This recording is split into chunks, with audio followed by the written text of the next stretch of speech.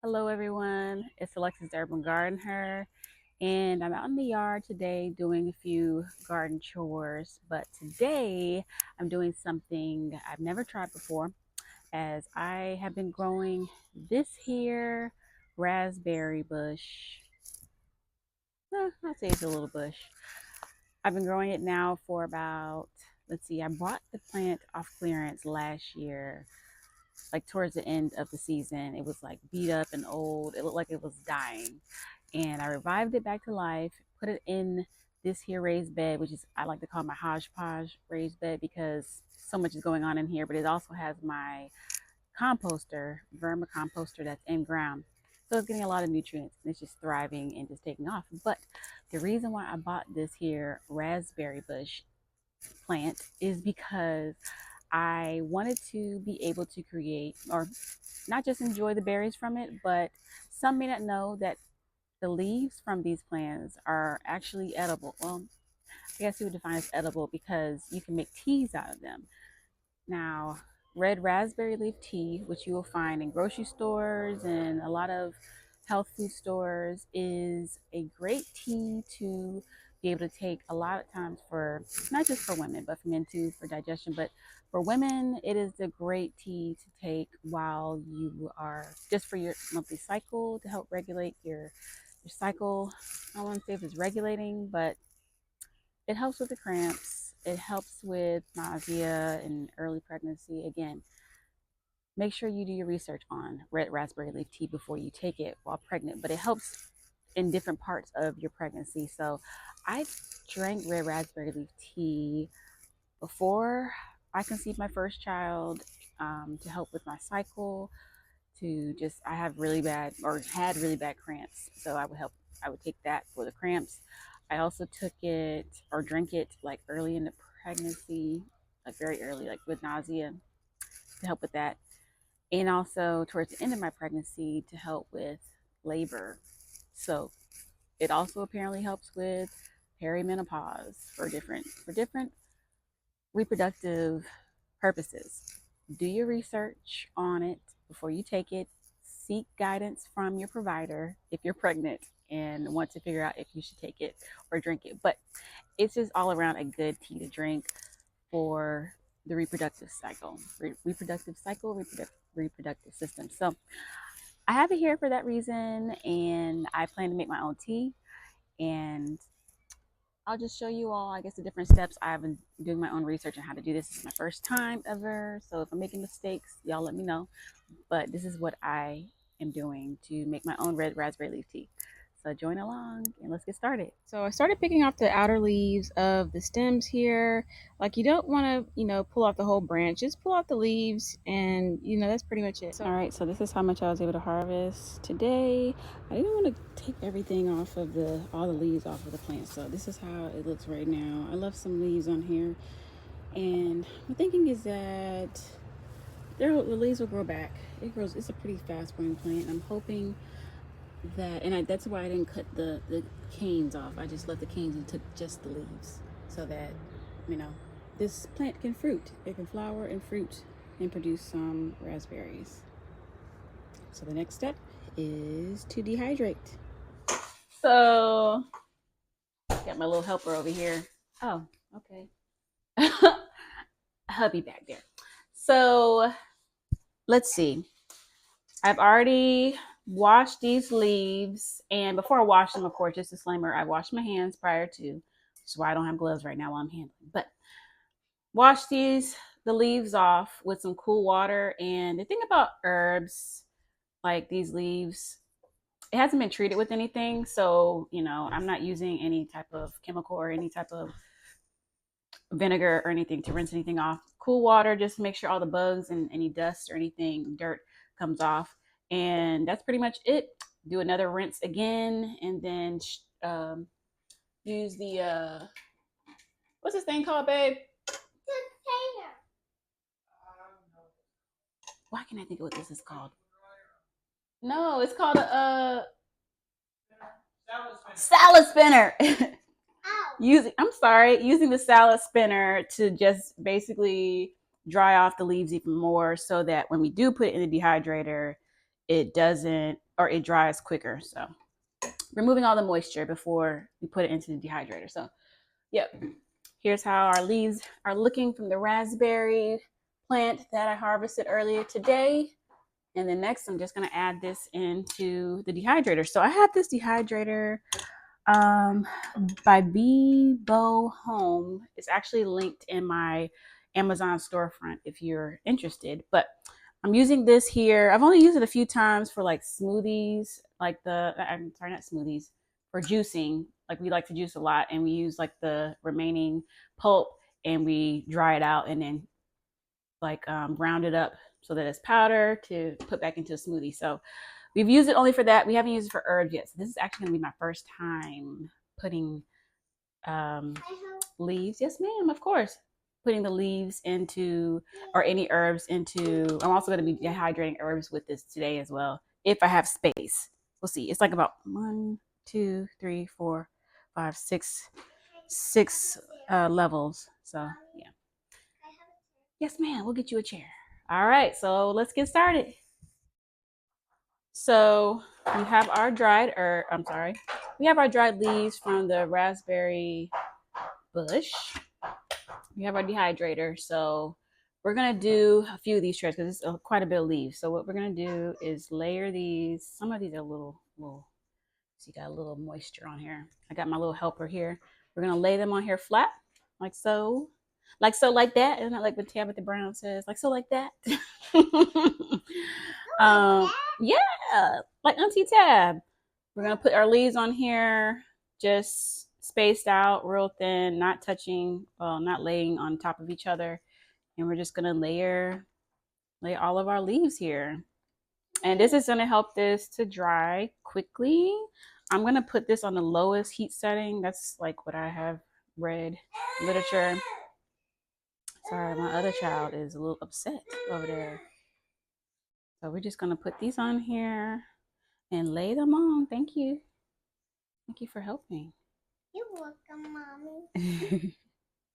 And also be sure to not use any of the damaged leaves either. So we're just gonna make sure that these are like like there's no damage.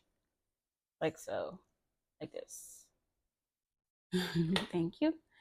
All right, so I don't know. We might layer some of these a little bit because they're just leaves and it shouldn't take that long. I don't know how many hours. I'm expecting maybe about, you know what? I don't know how many hours. I know that when I dehydrated some pulp from the juicer, that took over 12 hours. So these are leaves and they're really thin. So I don't expect maybe 8 hours or 6 hours. We'll see.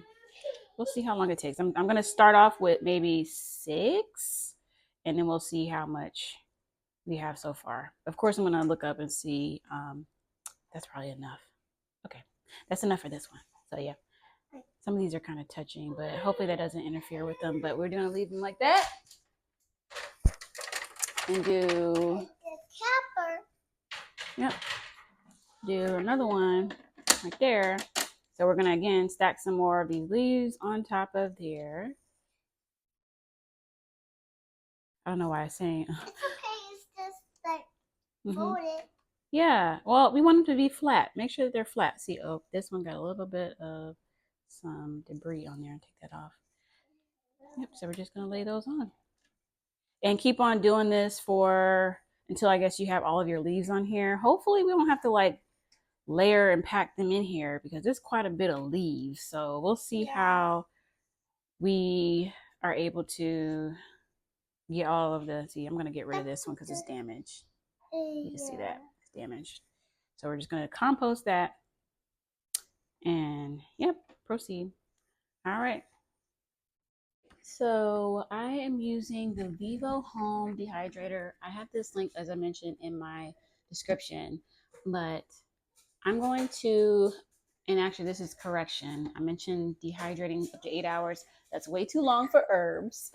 Herbs don't require that long to dehydrate, but we're going to start off because they're such thin leaves. We're going to start off with about, let's see, 2 hours. Let's do 2 hours right now on the lowest setting that I have on here. So I'm gonna hit set, and I'm gonna change this to like, let's see, 2 hours.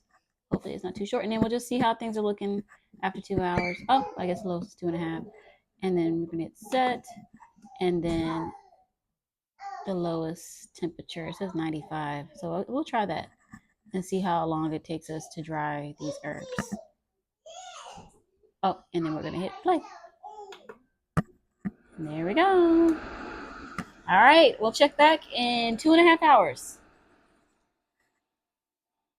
Okay, so last we had set this to 2.5 hours, and I came back and checked, and it was not all the way dry. So I came and set it again for 6 hours, I think.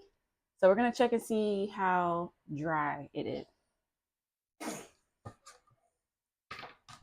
All right, so it looks like, yeah. Yeah. I mean, I don't know. Like if I were to ground this up, I don't think it would ground all the way. I think that there's still some like leatheriness to it. So I'm curious if I need to do it like another hour.